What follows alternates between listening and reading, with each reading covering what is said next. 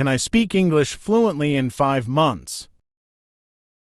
It was a Tuesday afternoon when I felt the weight of my frustration with learning English. Every time I tried to speak, I stumbled over words, unsure of my grammar and pronunciation. My teacher, Ms. White, noticed that I was discouraged. She had always been patient with me, but today, I felt I needed more than just encouragement. I needed a new way to think about it. After the lesson ended, Ms. White asked me to stay behind. I hesitated at first, but then I walked up to her desk. She smiled warmly, as always, and motioned for me to sit down.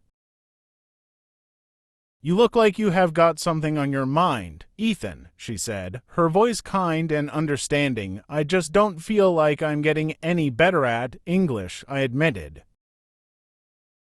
"I have been trying so hard, but it's just not working. I don't think I will ever be fluent." Ms. White nodded thoughtfully. "I understand how you feel, but let me ask you something. Do you know what fluency really means?"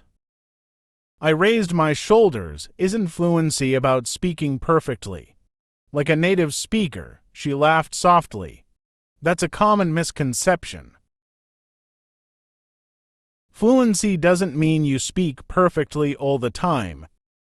It's about being able to communicate naturally and comfortably. Fluency means you can express yourself and understand others without too much hesitation. Even native speakers make mistakes. Fluency is about smooth communication, not perfection." I was a little surprised. I had always thought that fluency meant speaking like the people I saw on TV without any mistakes or pauses. Ms. White continued, "Fluency isn't a destination, it's a journey. And I believe you can become fluent in 5 months if you follow the right approach." 5 months, I asked, not sure if I believed her. "That sounds impossible. Is that really possible?" "Absolutely," she said with a confident smile, "but it won't happen unless you put in the right effort. It's not just about the time you spend studying. It's about how you spend that time." Her words hit me hard. I had always thought that if I studied for years, I had eventually get there, but now Ms. White was telling me that time alone wasn't enough. I needed to be strategic and focused if I wanted to reach fluency. "Let me show you how to do it," she said. She took out a notebook and started writing down some points. She explained the first crucial idea, the importance of both quality and quantity. To become fluent in 5 months, you will need to invest a significant quantity of time, she began. "But the quality of that time is just as important as the quantity." I got a worried look. "What do you mean? Let's break it down," she said. "You will need about 600 hours of focused practice. That's around 20 hours a week for 5 months. If you can spend about 3 to 4 hours a day on your English practice, you'll be following the right way. But it's not about sitting in a classroom for 4 hours. This isn't about studying a lot all at once. You can break it up into smaller, manageable parts during the day. This way, you're consistently engaging with the language." Ms. White nodded. "Yes, start your day by listening to an English podcast while you have breakfast. Spend 30 minutes during lunch reviewing vocabulary or reading an article in English. In the evening, watch an English TV show or a YouTube video and pay attention to the conversation. Then spend another 45 minutes practicing speaking, whether by repeating what you heard or having conversations with a partner." "That doesn't sound so bad," I said. The idea of small practice sessions seemed more manageable than 4 hours straight of studying, but Ms. White wasn't finished. She focused on the fact that quality is more important than quantity. You could spend 5 hours a day listening to English passively, but if you don't focus, it won't help you much. Instead, you should focus your time on active learning, really listening, repeating phrases, and paying attention to sentence structures, and you must make sure that what you are listening to is at the right level for you. Not too easy, but not too difficult either. If you don't understand at least 80% of what you hear, it's too hard. Choose materials that challenge you, but don't make it too difficult.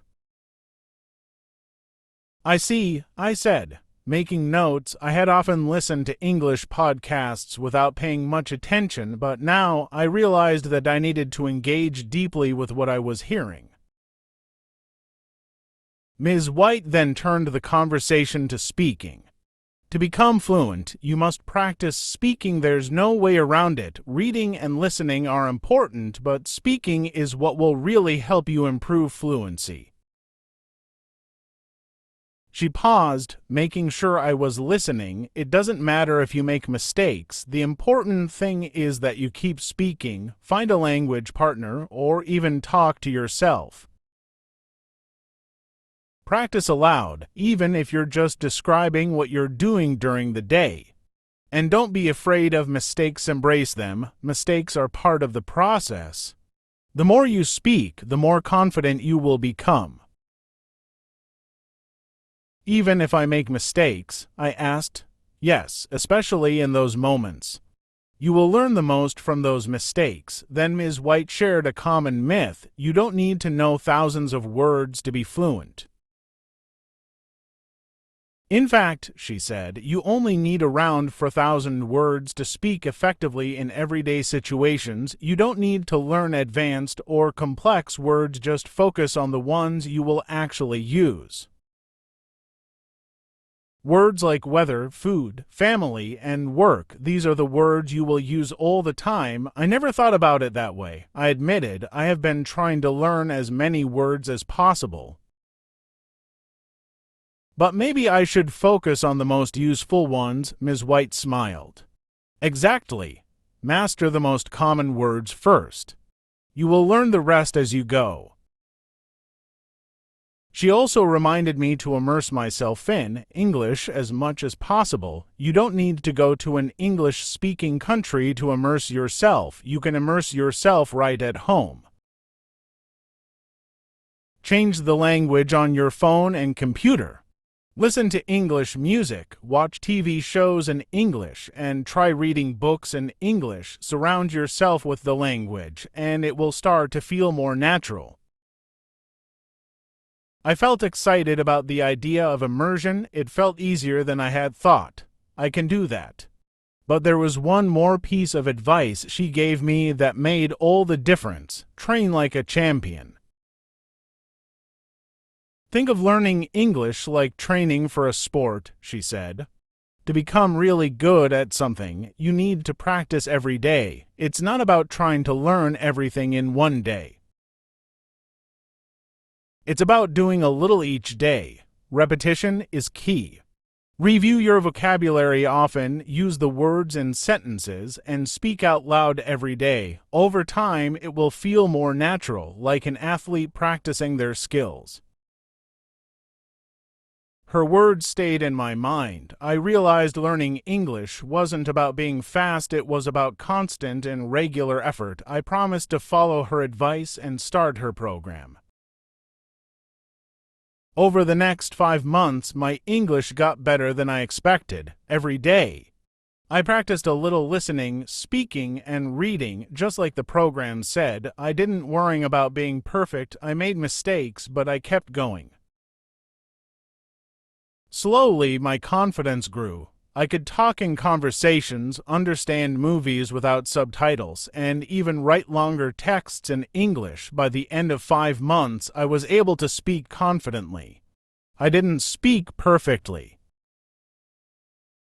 but I could easily hold conversations, and that was all that mattered. I could express my thoughts clearly, and that was enough for me. Ms. White's advice had proven effective. I had achieved my goal, and I was excited to keep improving my English skills. That day, as I spoke with Ms. White in English, she smiled and said, "I knew you could do it," and I realized that she was right. I had done it, and I felt proud of how far I had come. Ms. White's advices and program completely changed how I viewed learning English. It set me on the right path, helping me achieve fluency step by step.